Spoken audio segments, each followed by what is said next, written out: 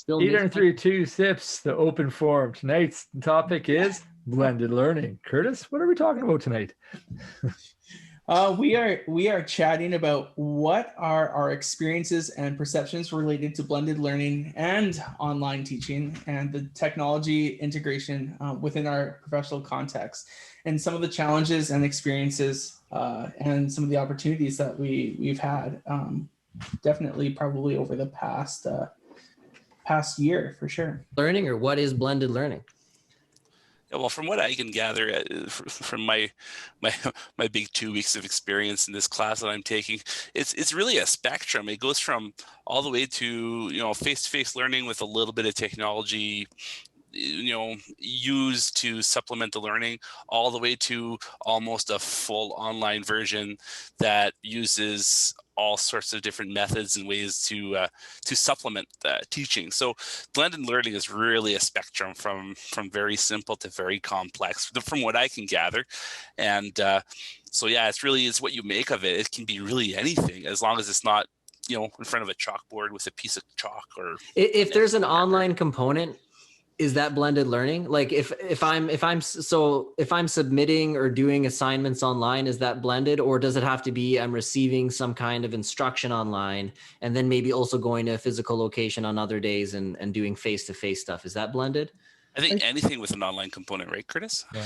But I don't think, I don't think blended learning is necessarily a subset of the flipped model or anything. It's just, for me, like I just pulled up the Wikipedia definition here. It says blended learning is an approach to education that combines online educational materials and opportunities for interaction online with traditional place-based classroom methods. It requires the physical presence of both a teacher and student, with some elements of student control over time, place, path, or pace. So, it's one of those things where it could be really anything. And I remember when I started my career, a few years in, we finally had one laptop per kid in our schools. And I regret not jumping into a blended type of learning profile in my classroom, because the hindsight, I really did not exploit that technology like I should have. We use computers as just type up your report, or like go do research on the internet. I never use ways to communicate with the kids, or ways to assess them, or ways to formative, like Dean said, formative assessment. There's so many good electronic tools that we could have used, and I just regret not doing that. And now, a few years ago, we got rid of that one laptop per kid, and now it's hard to do that blended learning because there's a technological disparity between all of my kids within my classroom, and I just regret it. I think. Okay, I just got an idea. What if in 20 seconds or less, because we got all these different definitions of blended learning, and I don't know if we've really settled on anything, and I can go first. This just occurred to me. In 20 seconds or less, if we just each stated what our ideal blended learning environment would look like as it occurs to us right now in the moment. We haven't prepared for this at all. And I'll go first. You guys want to do this? I go for it.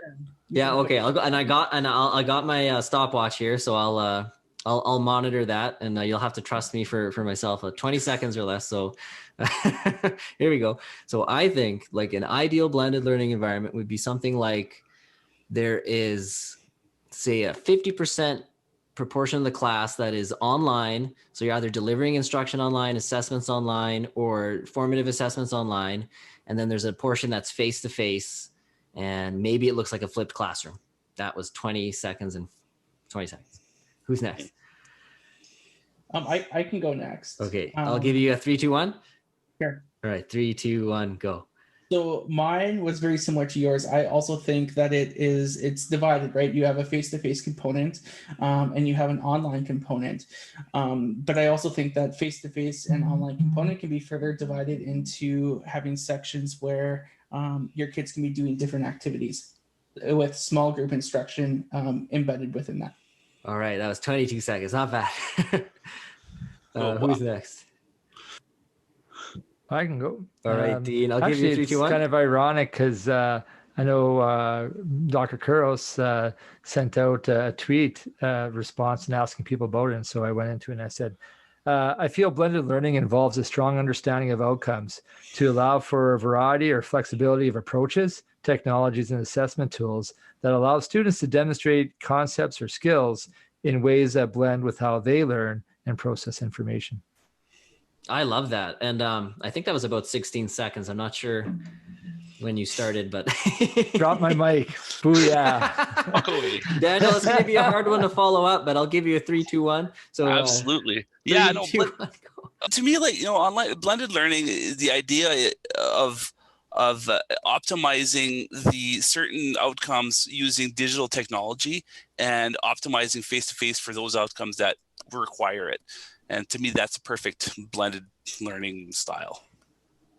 Nice. Perfect. That was under 16 seconds. That was concise. I liked it. Efficient.